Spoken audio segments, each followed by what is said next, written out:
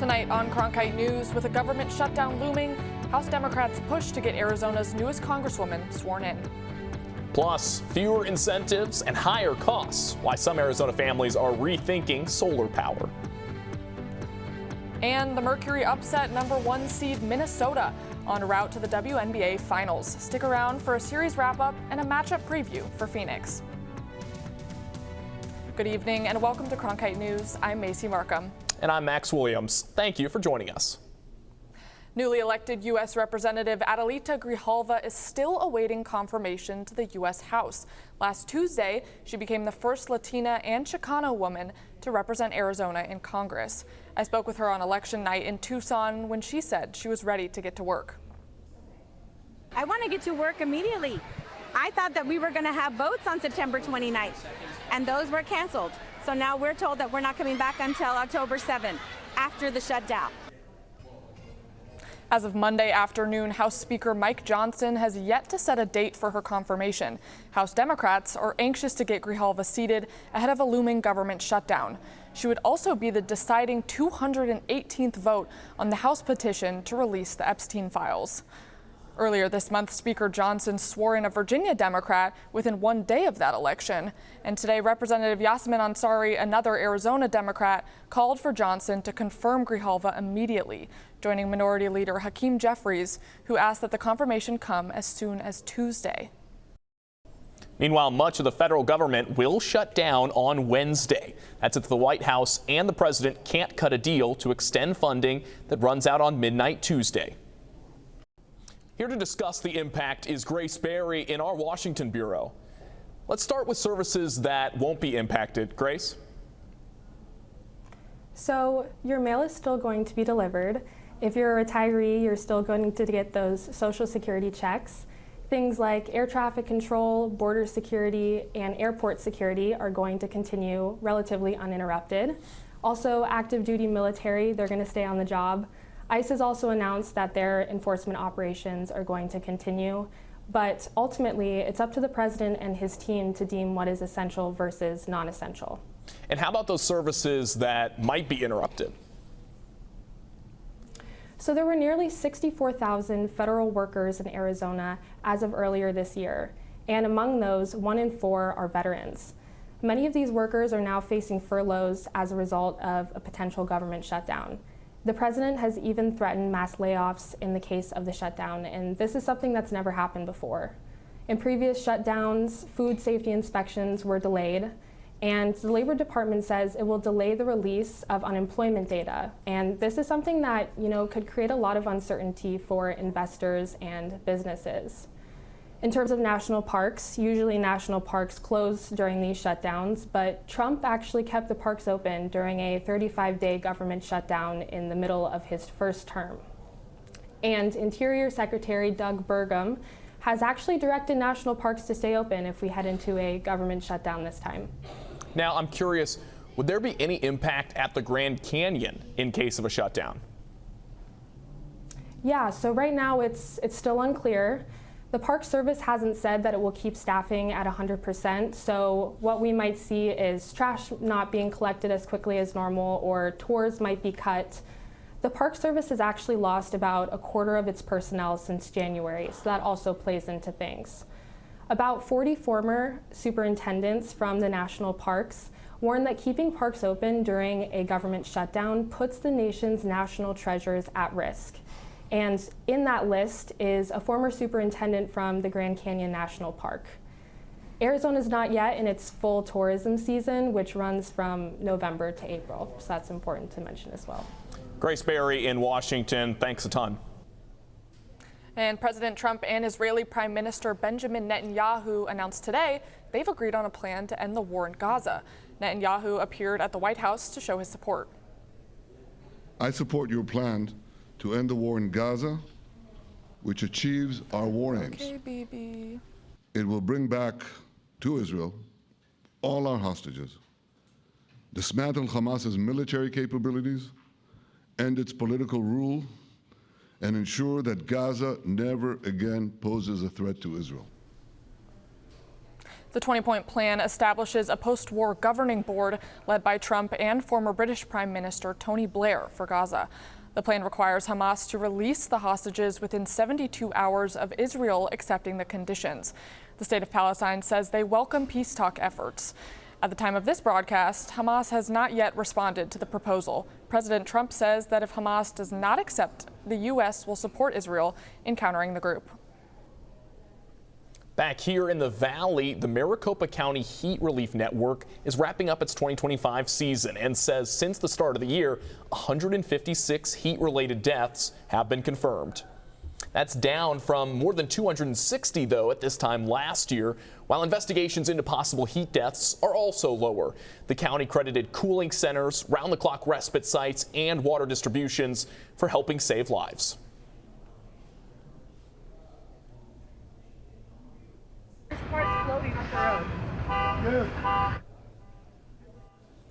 Severe flooding across the valley this weekend. You can see in this video a car floating away. That's in Globe, a town that experienced high rain levels, causing officials to enter a state of emergency. Cleanup is underway in Globe in the aftermath of those high water levels. And just how much rain did we actually get this weekend? Our Kennedy Humble has the totals. Yes, Macy, as you can see from this chart, almost 1.9 inches of rain fell over the weekend in the Phoenix Sky Harbor area. Deer Valley getting almost 1.25 inches. Up north, we saw less rain. Close to 0.9 inches of rain fell in Flagstaff. Now, we see in Tucson was one of the driest areas, receiving 0.06 of an inch. And finally, as we mentioned, Globe got hit with a downpour. Just over 3.6 inches of rain fell. So will this rain continue? I'll be back to answer that question with your full 8-day forecast after the break. Back to you in the newsroom. And coming up next, federal tax credits for buying solar panels are slated to change next year. Yeah, that's right. This has caused some homeowners to rethink investing into those solar panels. After break, we'll explain how and when the incentives will change and when's the best time to buy these solar panels.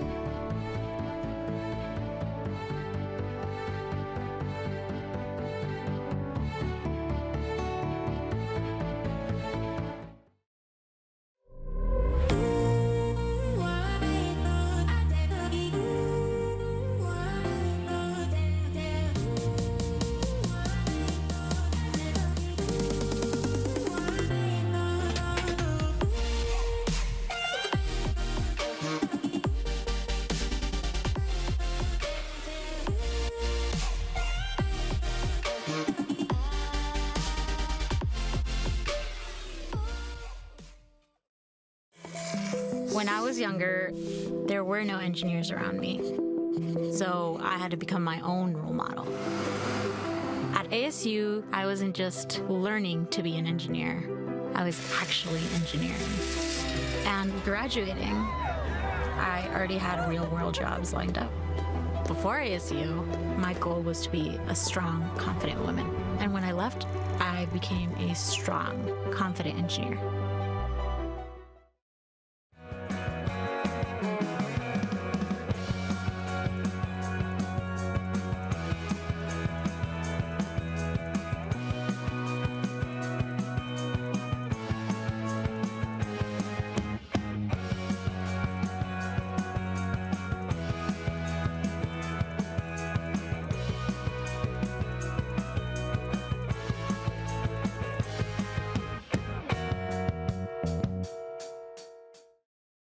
The scientists and engineers that support the next mission to Mars could be in this class.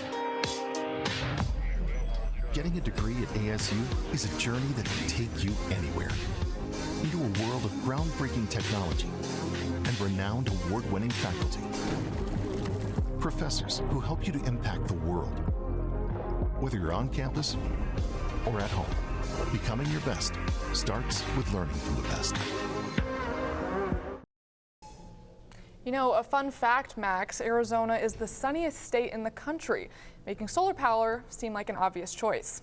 Yeah, but with changing incentives and utility rules, some homeowners are still asking if solar panels are worth it. Cronkite News reporter Kira Seepy shows us why installations are slowing down. As tax incentives are set to expire and new rates are coming, the future of solar in the Valley may come down to timing and cost.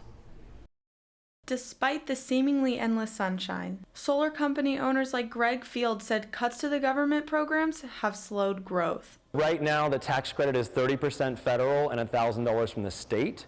The federal credit is the one that's going away at the end of the year, and that's also the larger credit.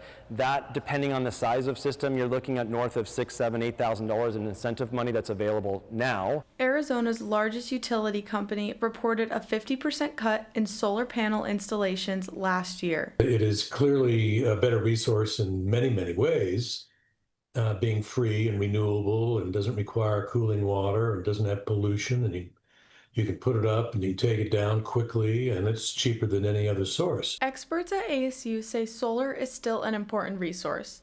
The university itself leads the way in the solar capacity. ASU's got more solar on its campus than any other university in the country. Even as incentives go away, Martin Pasqualetti says solar will still play a bigger role in everyone's energy use. Eventually, we'll all be working off solar, and it's going to take some time, though. For homeowners who already made the switch, the benefits are clear. For a second year value solar panels, and they're great. They're easy. They're take a chunk out of our monthly bill, and we use it to charge up our EV, so it drives us free. State regulators who supported ending rooftop incentives said the mandates raise cost and renewables can stand in their own. While those cuts will make rooftop systems more expensive, Field said he's seen a race for people to take advantage of programs before they expire. We're going to cap our installations for the year we're going to cap that on Friday, October 3rd. That'll be our calendar will be filled. I would tell homeowners if they're going to consider getting in this year with the tax credit to do this soon. Homeowners interested in solar are encouraged to check guidelines for incentives and ask installers about company caps on orders. Thanks, Kira. Meanwhile, a big storm is brewing in the east. Tropical storm Imelda is expected to become a hurricane tomorrow. Imelda is moving through Bermuda this weekend, now heading for the east coast and causing rip currents, coastal flooding, and beach erosion around the island. Just a few miles away, Hurricane Humberto dropped to Category 4 after a weekend of destruction in the Carolinas. Humberto is expected to actually pull Imelda away from hitting U.S. shores. And the valley is preparing to clean up after a weekend full of rain. Yeah, that was a lot of rain, but will we get any new stuff this week? Kennedy Humble now joins us from the Cronkite Weather Center with a look at what the skies have in store for us this week. Now looking ahead for our Monday night, we're going to start in those high 80s around 7 p.m. and work our way down to 82 at around 10 p.m. For our low temperatures for tomorrow, we're starting at 73 in Phoenix, 67 in Casa Grande, 66 in Tucson, and work our way north. We're going to see 40 degrees in Flagstaff and the Grand Canyon, so make sure to take your jackets out if you're going to be out during those times. For the high temperatures, we're looking at 96 in Phoenix, 96 in Casa Grande, 95 in Tucson, and again, the high 80s in the north. Again, this is pretty average for this time of year, so we're finally seeing some remnants of fall. Now looking ahead for the rest of the week, we're going to see some showers in the northwest of our nation, as well as Tropical Storm Imelda, which is forming in the south, and that is going to be one of two tropical developments that we're going to keep our eye out. But for Arizona, we're not going to see anything, which will be a really nice change from what we experienced for the past weekend. So for the rest of our week, we're going to see the high 90s on Tuesday and Wednesday, and we're even going to hit the hundreds on Friday. But we're going to drop our way down to the low 90s for the rest of the week. So it's going to be a very sunny week for all you guys out there. In the Cronkite Weather Station, I'm Kennedy Humble. Back to you. Thanks, Kennedy. And moving inside now, Electronic Arts, the video game company behind franchises like Madden, The Sims, and FIFA, is being sold to private investors. The buyers include Saudi Arabia's Public Investment Fund, as well as an investment firm backed by Jared Kushner, President Trump's son-in-law. The deal is valued at about $55 billion, making it the largest leveraged buyout in history. It's unclear what this deal means for all those iconic video games. And coming up next, after a rainy day last Friday, it was up to ASU and TCU to outshine each other. Yeah, that's right. Both teams were looking to stay at the top of those Big 12 standings and keep pace for a spot in the college football playoffs. How the game went and who starred for those Sun Devils up next when we return to Cronkite News.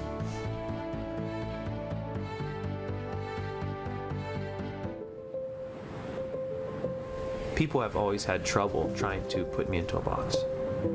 A professor, suit and tie is just not me. Without the ocean, I don't know what I would do.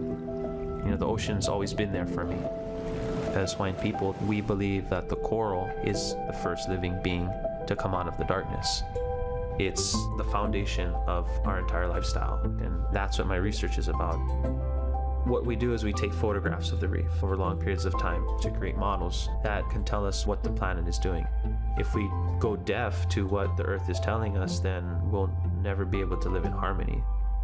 If I can get my students excited about protecting the ocean, then they're the ones who are gonna really make the difference. I hope my students realize that I'm not trying to prepare them for something in the distant future. Their time is now at Arizona State University.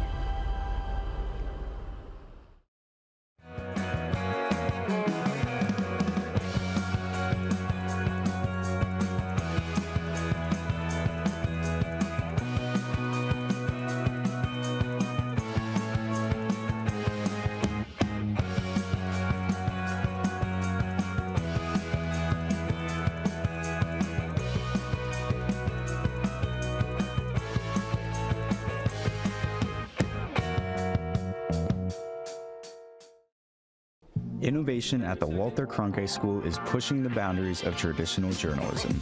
Storytelling has evolved over the years. This is part of that evolution. Students in the Innovation and Entrepreneurship Lab are using emerging technology to create scenes in augmented and virtual reality, coding playable games, and bringing the audience into the story.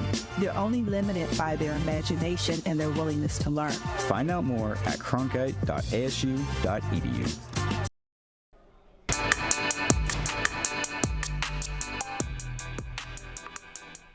Welcome to the Cronkite Sports Report. I'm Jacob Shanker. Nearly 17,000 fans packed PHX Arena last night to witness an unexpected feat as the Phoenix Mercury punched their ticket to the WNBA Finals for the 6th time in franchise history. Keon Russell has more on the hometown favorites. Down 13 going into the 4th, no problem. The Phoenix Mercury have been here before, storming all the way back, scoring 31 points in the final period, and punching their ticket to the WNBA Finals. We've stayed the course, we've had our adversity, and we're back in the finals, which is extremely hard to get to, and no one picked us, and we're going to just continue to believe in ourselves. DeWanna Bonner came up huge in the clutch, draining 2 late three-point shots and finishing with 13 points off the bench, once again rising to the moment in a Mercury uniform. I haven't been shooting well throughout the playoffs, and my teammates just kept telling me, keep shooting, forget it, forget the other games, and that's what I've been doing, shoot. So just after those balls went in at that moment because I could not go back to Minnesota. She hit some big threes, and you know, her experience, that's why you go get a player like that. I got the ultimate trust in her. She's been through every experience, and I'm super happy for her to do this in front of this crowd. Now, it all comes down to the final round on the biggest stage, and it's win or go home as the Mercury look to do something that they haven't done since the 2014 season, hang a banner right here inside a PHX Arena. It was ugly at times for us, but we kept fighting, and that's what we do. We're a gritty group. We just kept playing, and when you do that, especially with this group, good things happen. The Mercury will now await the winner of the Aces and Fever series to see who they'll be facing in this year's WNBA Finals. In Phoenix, Keon Russell, Cronkite News. Fans won't have to wait long to get their finals matchup, as lots of eyes will be on the Aces and Fevers Game 5 tomorrow. Will their finals opponent be the 30-win Aces with 4-time MVP winner Asia Wilson, or the Indiana Fever, who, like Phoenix, already secured a first-round upset? And while the Mercury extend their season, the Diamondbacks wrap up theirs. The Snakes were eliminated from the postseason over the weekend, and today they cleaned out their lockers. Players packed up their stuff as they head home for the offseason. This means more time with family and their four-legged companions. It's also time for reflection on a disappointing season riddled with injury. The team finished below 500 for the first time in 3 years. Players, however, had nothing but words of support from manager Tori Lavello. I love Tori personally. I can't speak for anybody else. I think Tori's an amazing manager. I think he's an amazing leader. I would go to war for that man. It's all I've known. Hopefully he doesn't leave. We all love him here, so hopefully there's no changes and we run it back next year. Obviously the last 2 years haven't gone the way that we've intended, but for me, Tori is the person that had my vote of confidence to be back and manage the team next year. Now, despite missing the playoffs for the last 2 years, multiple reports say the D-backs will bring Lavello back for his 10th season. And after a super rainy day on Friday, the clouds cleared and the sun poked out as both Arizona State and Texas Christian looked for a conference win. And it was another slow start for ASU. By halftime, TCU had climbed out to a 17-0 lead before the Sun Devils used big plays from Sam Levitt and Jordan Tyson to bring the score to 17-14. Fast forward to the fourth quarter, and the Devils are down 7. Once again, Levitt and Tyson stepped up and tied the game. And after 2 turnovers and a go-ahead field goal, ASU escaped with a 27-24 win. Heading into a bye week, Dillingham spoke on his confidence in those close games. Winners win. I mean, I can't give you like a real answer how they find ways. Some people in the biggest moments are their best. You know, some people love the ball with the game on the line. Some people don't. And Sam's somebody who loves the ball with the game on the line. And so is JT. And I think hopefully we can not have the game on the line as much. But if we do, I hope it's in their hands. And now we welcome you back to yet another edition of Weekend Wows, where we take a look at some of the moments that wowed us the most these last 3 days. And we begin down over the street at Phoenix Arena, where the Phoenix Mercury secured their spot in the WNBA Finals. The Mercury wowed fans as they knocked off the #1 seed in the tournament 3-1 as they marched on to the finals. Alyssa Thomas led the team throughout the series by averaging 20 points per game. And next we have ASU defensive end Prince Dorba, who had a breakout performance against TCU, tallying 3 sacks, including this strip sack. This effort wowed many fans and earned Dorba Big 12 Defensive Player of the Week. And lastly, out to Bethpage Black, where Shane Lowry scored the win for Team Europe with this putt. Europe dominated days 1 and 2 of the Ryder Cup before fending off a furious Team USA comeback on day 3 to regain the cup. Former Sun Devil John Rahm was there to celebrate the winning stroke from teammate Shane Lowry, who helped ensure the win 15-13. And that's it for tonight's Cronkite Sports Report. I'm Jacob Shanker. Thank you for joining us. Now back to Macy and Max at the desk. Thanks, Jacob. And coming up next, Super Bowl 60's halftime performer has just been announced. Yeah, that's right. This will be the pop sensation's first performance in the States in over a year. Who's performing and what to expect from Super Bowl 60 when we come back.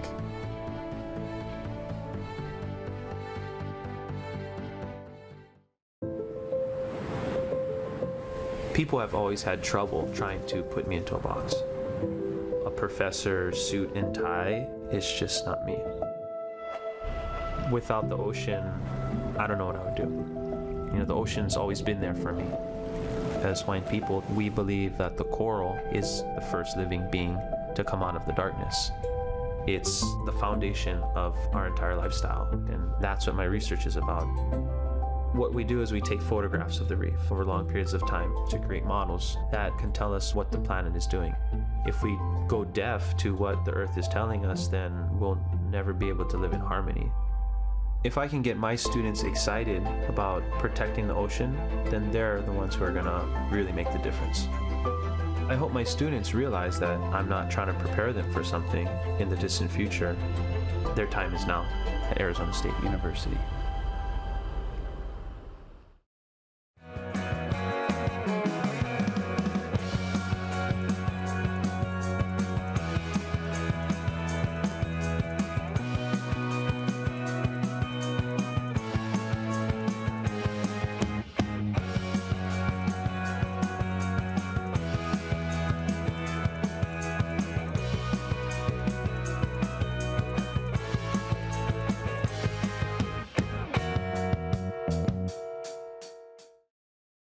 Innovation at the Walter Cronkite School is pushing the boundaries of traditional journalism.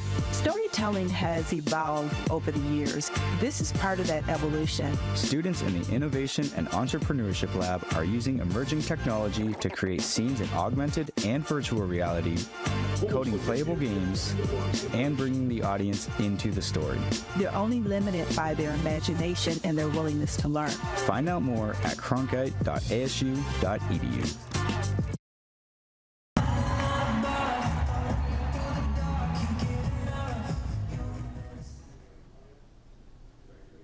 That's Phoenix Mercury's mascot Scorch performing in front of a sold-out crowd last night at PHX Arena. Scorch is dressed up as one of the Jonas Brothers. That's because the Joe Bros were due to perform last night at the arena, but they got booted for the Mercury playoff game against the Lynx. So instead, the Jonas Brothers will perform tonight. And coming up next, Super Bowl 60 is now less than 5 months away. But we now know who will perform at the halftime show. It's 3-time Grammy Award winner Bad Bunny. The NFL and Apple Music made the announcement during halftime of the Sunday night game between the Green Bay Packers and the Dallas Cowboys. Super Bowl 60 will be played on February 8th at Levi's Stadium in Santa Clara, California. That's it for Cronkite News tonight. I'm Macy Markham. And I'm Max Williams. Thanks so much for joining us.